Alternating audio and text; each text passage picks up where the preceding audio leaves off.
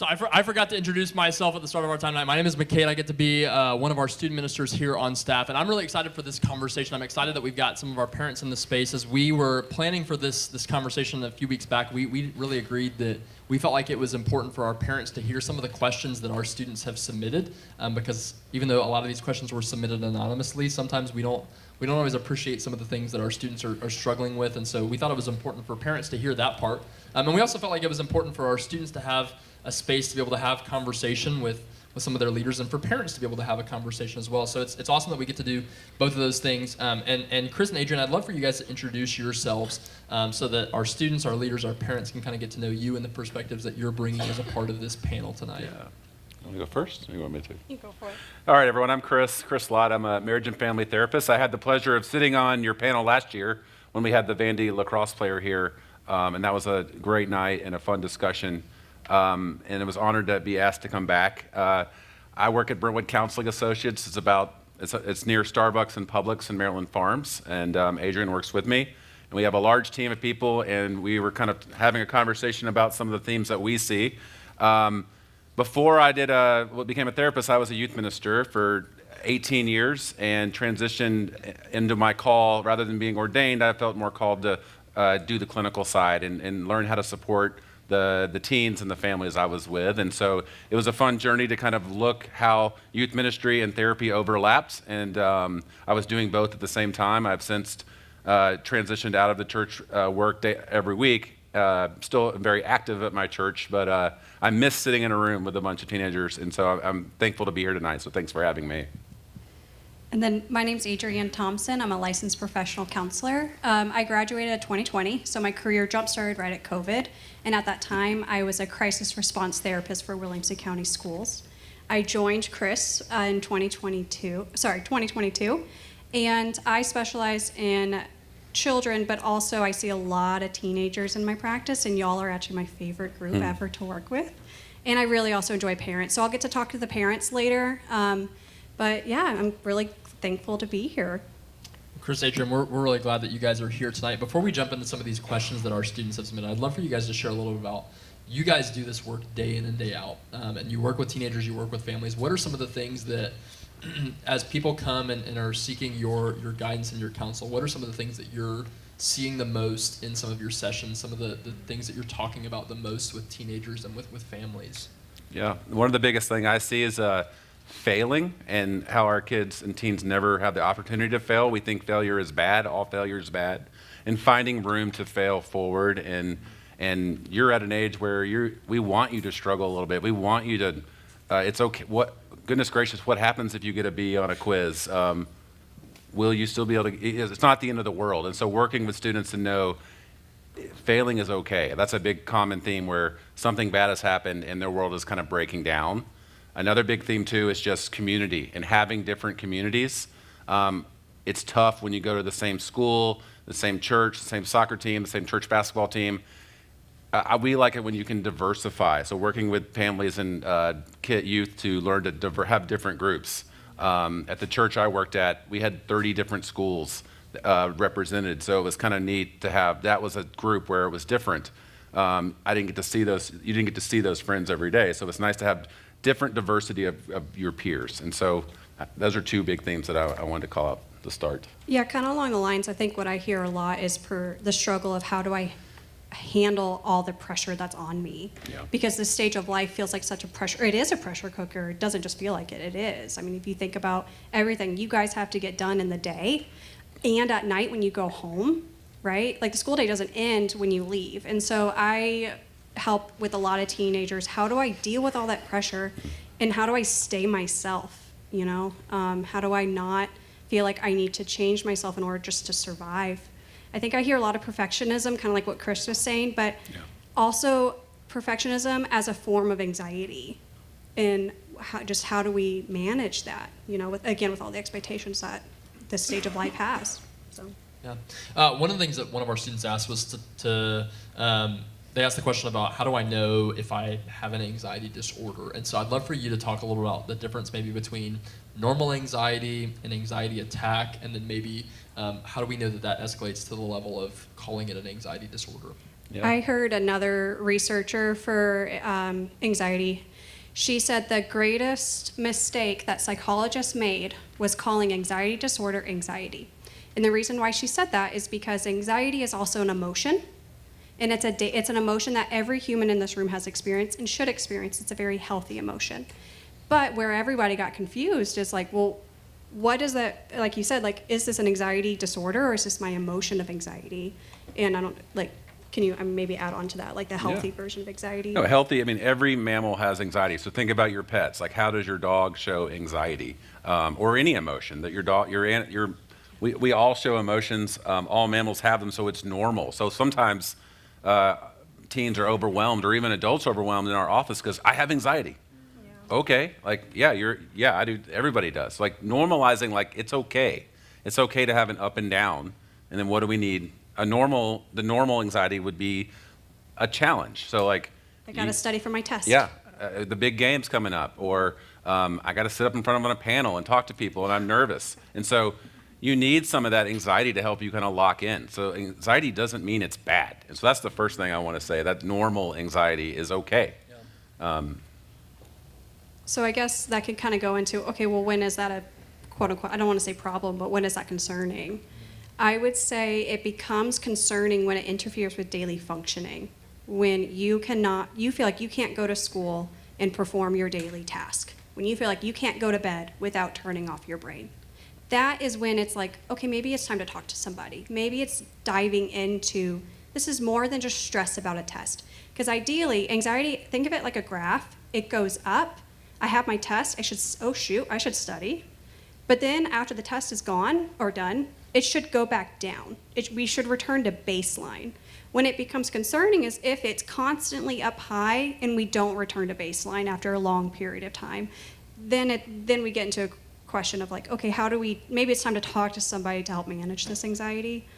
One more metaphor we use is anxiety is a smoke detector. And so if the smoke alarms went off right now, we would probably all get up and calmly walk out the doors. You might do it calmly. I'm first, I don't yeah. know about, yeah. But that's what it's for. That's anxiety. It's our alarm. It's going off. What do? Let's get to safety. What do we got to do? Then we go outside, and then we come back down. It becomes more of a problem if our alarm's always going off. When the perceived threat. So anxiety is the perception of a threat, the perception of danger. And the word perceived is key there. Perceived doesn't have to be the same sense of danger that Chris has that I might have. So that's when the smoke alarm goes off incorrectly. There is no alarm going off, but my body is acting as if there's a real alarm going off. That is when it becomes, and when that becomes long term, that's when it's like, we would consider that. So say I'm having an anxiety attack. Does that mean that I necessarily have an anxiety disorder? Is that something that I need to, I have this thing I need to immediately go and seek help for? Can you talk to us a little bit about, you mentioned when does it become concerning? So anxiety attack, just so everyone in this room knows, is not a diagnostic tool. That's not a diagnostic. Therapists don't diagnose anxiety attacks. They're confusing panic attacks, which is a disorder.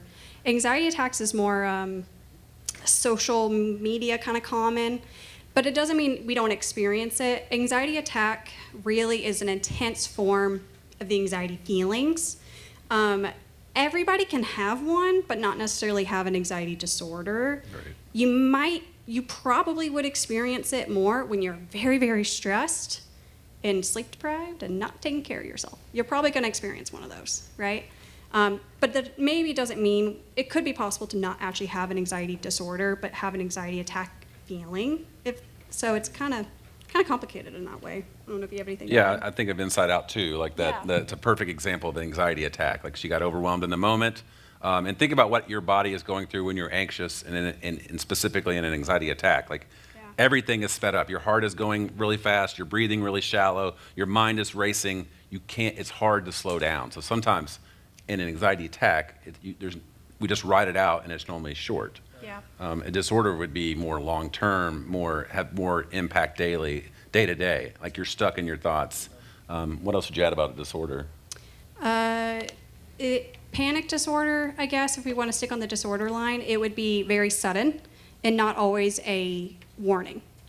And you go through extreme lengths to avoid that feeling. And so anxiety attack, like that could be kind of, there's usually like a trigger, like I had something on my mind and I was running with it, and maybe it doesn't happen as common. I'd say when it becomes a disorder is when it's reoccurring and your attempts at settling it isn't successful. And again, when it interferes with daily functioning, like you're having a panic attack at school and you just can't focus through that. You can't calm yourself down to go take that math test. So. Adrian, you mentioned something about, you're more prone to potentially have a panic attack when you maybe haven't gotten enough rest or you haven't eaten. And something that we talked about last week in our conversation here was this idea of holistic health, where we cannot separate out our mental wellness from our physical wellness, from our emotional wellness, from our spiritual, from our social. And so I would love for you to talk a little bit more about, in terms of thinking about what situations are we putting ourselves in when we haven't eaten enough that day, when we haven't slept maybe in a few days, and how we're more prone to potentially struggling with our anxiety, which in other circumstances might be a little bit more normal if we were taking care of those other areas of our wellness.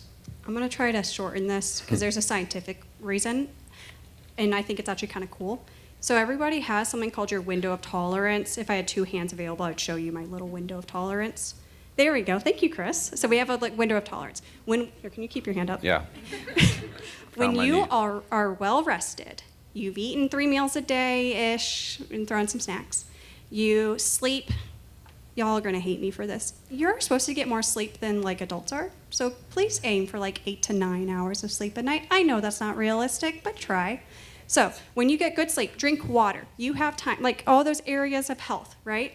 Your window of tolerance is nice and big and healthy. That means stresses don't bother you as much. You're still stressed, but maybe you're feeling it. Okay, when we have lack of sleep, lack of nutrition, lack of caring for ourselves, whether socially or spiritually, we actually can shorten our window. That means I'm gonna get more stressed out or have anxiety or panic about things that may not have bothered me a month ago, such as that math test or that grade. So that's kind of like the shortened, yeah. Yeah, thanks for sharing that. We've talked a lot about anxiety so far. Can you talk a little about depression, maybe the difference between being sad, being depressed, potentially having depressive disorder? Kind of talk us through those. Yeah, same thing, just like anxiety is normal, it's okay to be sad. It does not mean you're depressed. When I was a youth minister, we would do devotions, and we had a couple youth would talk about how depressed they were, and they would tell their story, and like I said earlier to the adults, it just sounded like, it sounds like you didn't study for your math test and you ugly cried. And that does not mean you're depressed. So it is okay to be sad. It is okay to be sad 2 days in a row, 3 days in a row. Yeah. When we start looking depression where it's over 2 weeks long, when it's something where you're isolating, you're not coming to D group anymore, you're withdrawing from your activities, you're feeling hopeless. It's prolonged. It's not just a day, a bad 3 days, even a bad week. We all have times when we're up and down. And those are okay. That's part of life. We'll talk, I think, in a minute about the ups and downs, but what would you add? I've had clients tell me they feel like it's a cloud that's following them around. It makes the world gray, and it makes things their brain is really foggy. They act really slow. They don't find the joy or motivation that they used to. And again, like Chris said, prolonged, because we may have a rough week, right? Especially around exam time when we're stressed. But when it's prolonged and you are just not, that cloud will not go away even when you are trying to feel better. You're trying to reach out to people, or you feel like you're trying to take care of yourself and it's not going away. I would say anxiety is kind of the same way. When that anxiety is sticking around, like that annoying neighbor, that's when I would be concerned. One of the questions that we asked right over here to the left of our students last week in the continuum exercise was, I would describe myself as mentally healthy. And as we were doing that response, one of our students came to me and said, McCade, how do I know if I am mentally healthy? And I was like, let's save that question for next week, because I'm not the person that maybe is the expert to ask that. And so I'd love for you guys to talk a little about how do we know as teenagers, and how do our parents identify whether they themselves or their children are mentally healthy? We've read a lot of the same books and enjoy the same author we're both going to quote here in a second. But there's been all kinds of studies about what is mentally healthy, and they did surveys with teens. And the number one answer, most teens said, well, mentally healthy means to be happy. I just need to be happy. And that is not what mentally healthy is. Mentally healthy is having an emotion. All emotions are fine. And then all emotions are good, and then having a healthy way that you cope, and then kind of get back to your window of tolerance. And so, again, if nothing else, all emotions are, being emotionally healthy means having the right emotion and then using an appropriate coping skill to kind of get back to managing your day to day, is my answer for that. I think to be mentally healthy means I can experience a wide range of emotions and continue moving. It's not avoiding our emotions, or the negative ones, I should say, the heavy ones, I like to use that word instead, or the heavy emotions.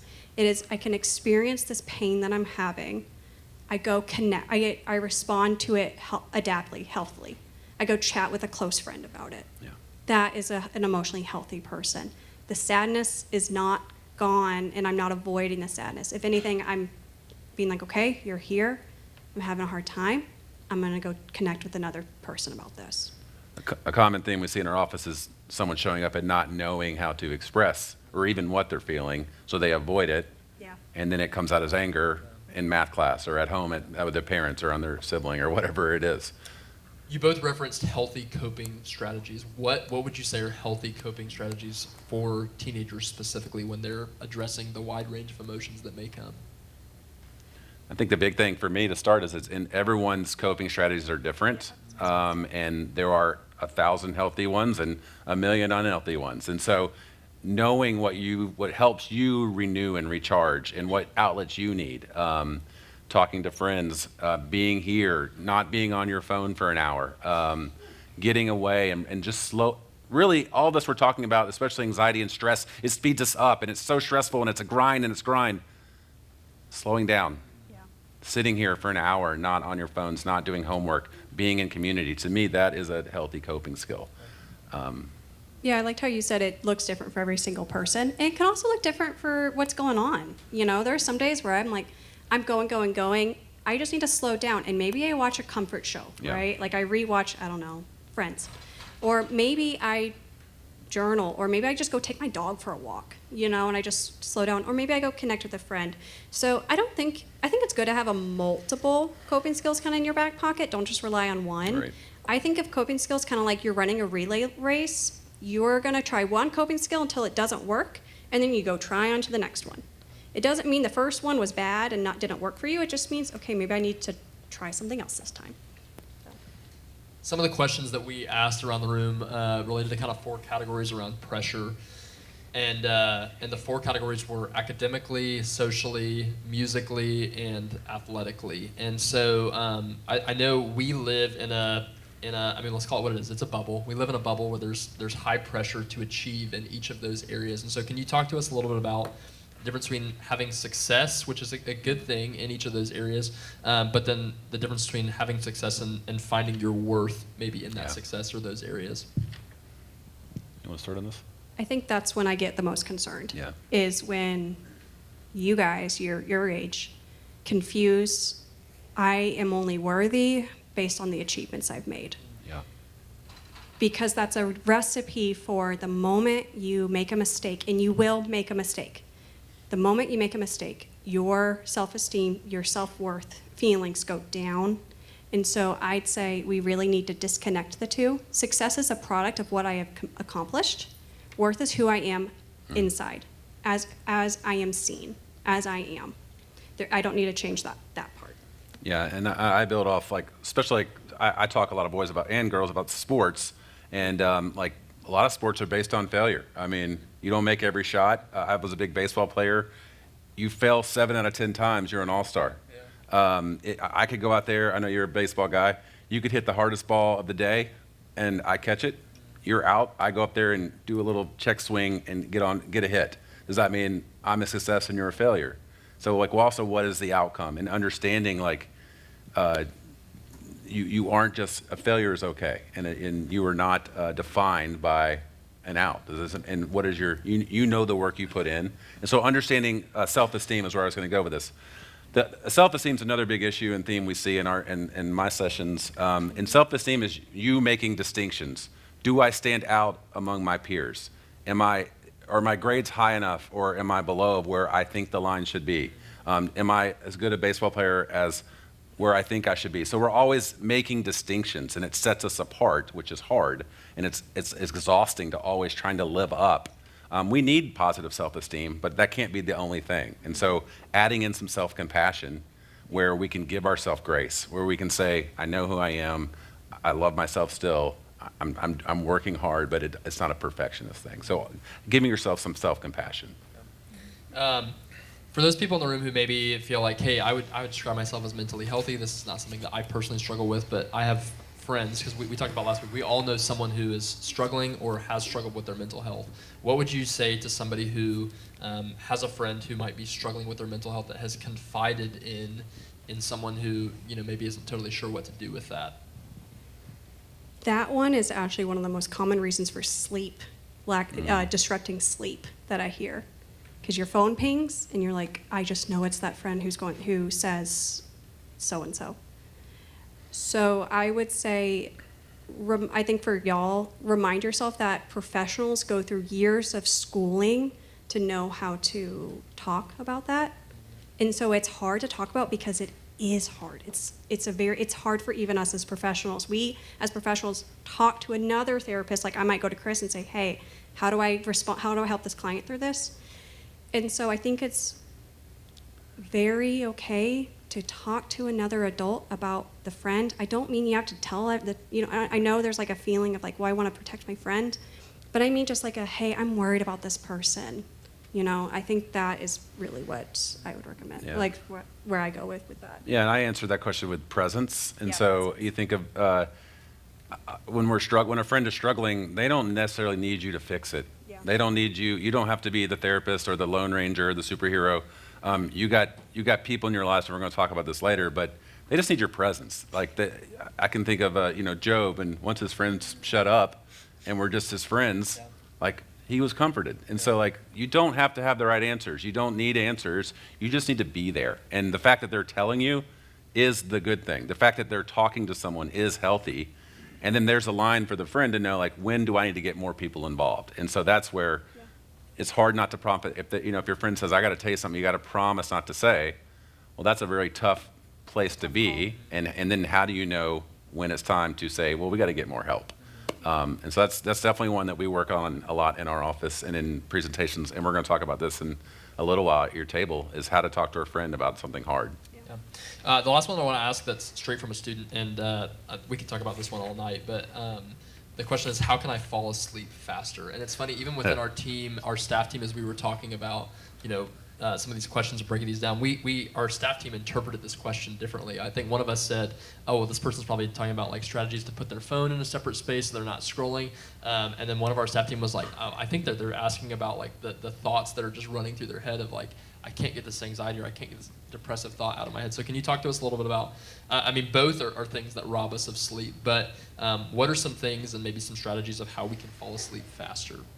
I just recently read that sleep is, think of it like a ramp onto a highway. You increase your speed to get to the highway, and that's the way sleep is. We don't just like snap deep into sleep. We're supposed to go into a relaxed state and then go slowly to deeper phases of sleep. So one, I think that helps take the pressure off, that you just gotta lay down, fall asleep immediately, like a computer. I think with the slowing down the thoughts, that can be a hard one, because I can give some strategies for that, but I don't know if we have time for that. And part of it is just What setting would you you up say? for success. Like my daughter she's a teenage girl, she stays in her room. And sometimes it's hard if you do all your homework in your room, you talk to your friends in your room, you talk on the phone in the room, you're doing your homework on your bed. Sometimes it's hard for your brain to be like, wait, now you want me to sleep. Yeah, do you know that our brains get really confused as to bed equals sleep if we do homework or something stressful on there? Your brain actually says, wait, this is a stressful spot. Why would I go to sleep right now? Right? Because your brain has associated bed with stress. So my number one advice for all you teenagers out there, do your homework somewhere other than the bed. I don't care if it's the floor or a table or a couch, whatever. Just don't do it on a bed. So. One coping skill I'll add quickly is just a way to slow yourself down is like there are hundreds of them, but one that I use when I can't sleep is just a progressive relaxation technique. Yeah. And that's where when I get in bed and I'm struggling to sleep, focus on your toes. Squeeze your toes as hard as they can for 5 seconds. Take a deep breath and relax them. Then squeeze your feet as hard as you can and work your way all up your body, just focusing on flex, flex, flex, relax, relax, relax. And normally by the time you make it up, I fall asleep before I get to my hamstrings. And so it's just a way of not thinking about all the stuff you're carrying. You're just thinking about squeeze, relax. And so it's just a way of turning your brain off and breaking the thought cycle. I lied. I've got one more from a student that we've talked about a lot of heavy stuff, but I really like this question. How do I stay joyful in an overwhelming world? Well, first off, whoever asked that, I think that's a very wonderful question, and it's a beautiful one, because how do we hold on to joy with so much hurt? I fall back on one cannot exist without the other. We cannot know what joy is without first feeling pain. And so that's why it's okay not to get freaked out when you're sad or in pain, because joy will return. I don't know what else you would add. Yeah, and you're not defined by your struggles, and just because you had a bad day doesn't mean you're bad. It doesn't mean you're not allowed to connect with your friends. It doesn't, I think surrounding yourself in a community of people, like scaffolding, like I'm there to hold you up when you need me, and I'll hold you up and you hold me up when I need you. And so I think community and giving your permission to not always be perfect. So as we wrap up this portion of our evening, is there something that you wish that people understood about mental health that they often get wrong, or maybe don't understand totally? This could be it. Wow. Yeah. I don't know. It's just people think they're flawed when they're trying to overly be positive. Like everything's got to be okay. And so again, like we build strength, resiliency when we struggle. We build grit and like it's working through something. And so again, like giving you permission to get stronger. Our athletes, our students, like your teacher doesn't expect you to pass the test before you learn it. Like same with this. Like we got to practice building resiliency and then again, like I'm gonna let you set it in the meeting better than I will, but like not living into a diagnosis. Like what that means, it's just a label. It's not you. If I have anxiety, anxiety is not me. I just struggle with anxiety at times. And so like allowing yourself not to be a label, I guess was my last thing. Yeah, I almost want to take the labels away just for a minute so that way we can get to the problem. Because like I almost want just everyone to take a step. I think I love that we are more informed, but I think with that we've become anxious and kind of jump the gun. And so I think I would love for people to slow down and take a step back and realize this is just something I'm struggling with. It's maybe a part of me, but it's not me. I am not anxiety. I am Adrian who is blah, blah, blah, blah, blah, right? Maybe, though, I am Adrian who sometimes has some anxiety. That's a different kind of, that's a much more gentler mindset, I think. I can't let this go without asking about this because you brought up a great point, Adrian, about we are in a day and age where it's a lot more normal to talk about this, that we've got more information at our fingertips. Something that I know from having talked to a lot of teenagers in this room and outside of it is this idea of TikTok diagnoses and seeing somebody who's struggling with something on TikTok or in an Instagram reel and our parents in the room, they'd never heard their teenagers talk about this, I'm sure. But can you talk to us just really quickly about like, can we self-diagnose via TikTok? Is that the day and age If that we're in now? I did, I have every diagnosis under the sun. Because one time I was watching a reel and it was like, signs that you have ADHD. I was listening and I was like, it says I have ADHD. I don't, guys. Like, and that was so funny because I met all the criteria, right?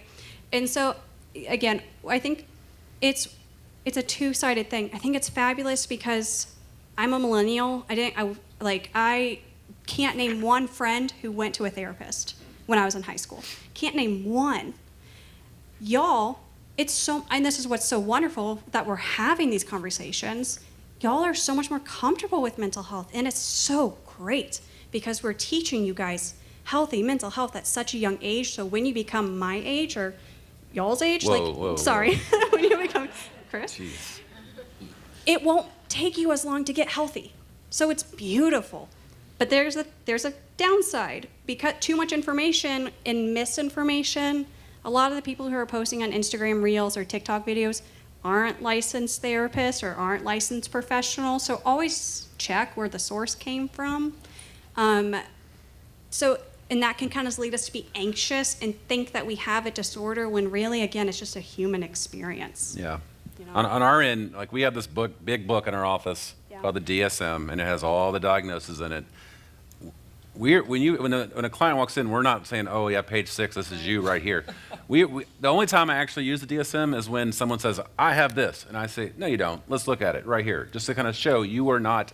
And again, like there are times when we work, and it helps us figure out how to treat someone in the ways we want The to. reason why diagnoses were created was so that way, if I left my practice and my clients needed to go to another therapist, I could give them to Chris and say, this client, we are working on a panic disorder. And Chris would say, got it, this is how we're going to treat that person. Right. He doesn't need to do his own eval. So keep that in mind. Like it's for professionals. It's a tool, not a label. Yeah, it's a tool, not a label. Yeah. And some disorders you can recover from. Yeah. Anxiety is one of the most highly recovered disorders.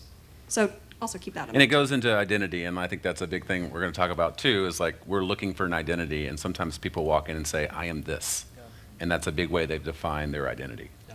Well, you guys give it up for Chris and Adrian leading our panel. Good work.